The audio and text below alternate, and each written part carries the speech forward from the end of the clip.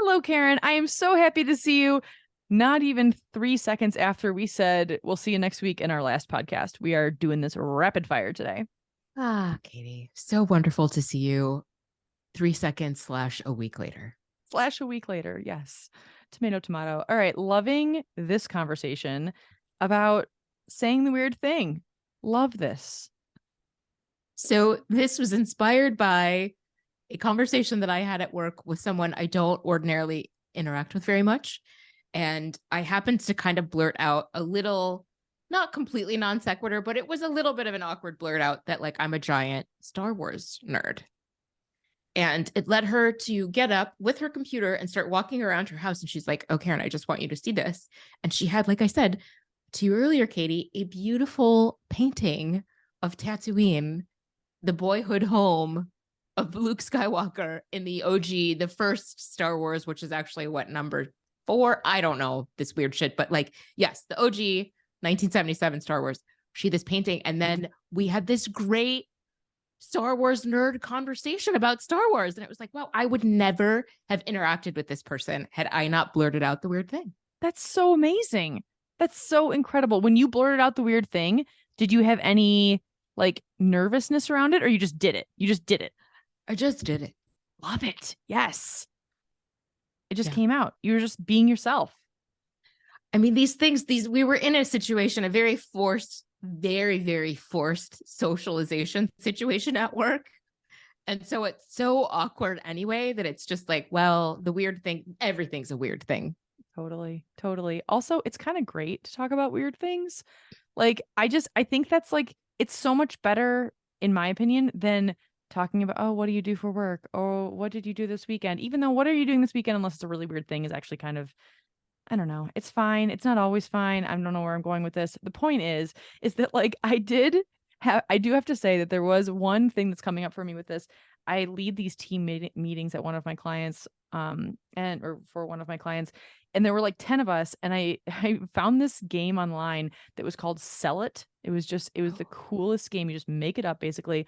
And the whole idea is I told everyone, because there's all these people on Zoom, and I was like, hey, everybody, I'm going to give you 10 seconds, like on a timer, go get just something. I didn't tell them what the game was. And I was like, just an object, just that you can just grab.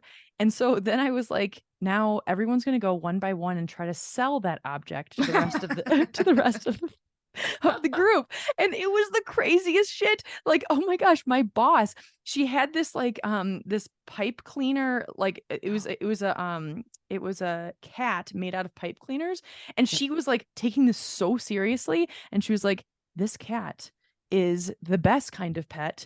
You don't have to, feed it. You don't have to make like, elaborate plans for when you go on vacation. It's still there when you get home. There was another guy who had this like really weird statue of a pug with jeans on that was standing up. And then there were like, it was just interesting. And it kind of created all these different conversations about just like random weird shit for people. And everyone had to put a price tag on their stuff. And like, I went first, and I really should have tried harder because I grabbed the nearest thing to me, which was a bottle of Aleve.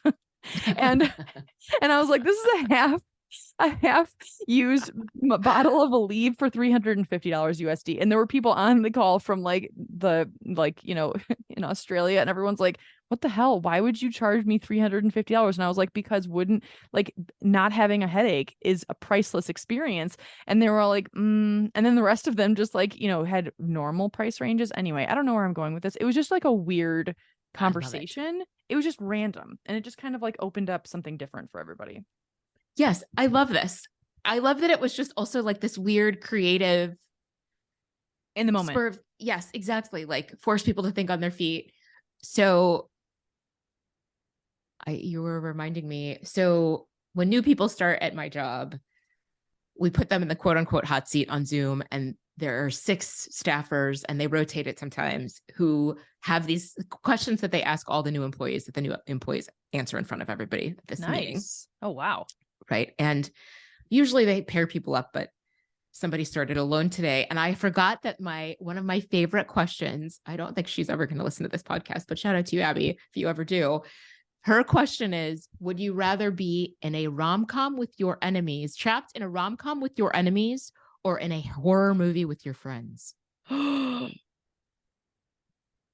Right? That's a great question. It's such a good question. Oh gosh.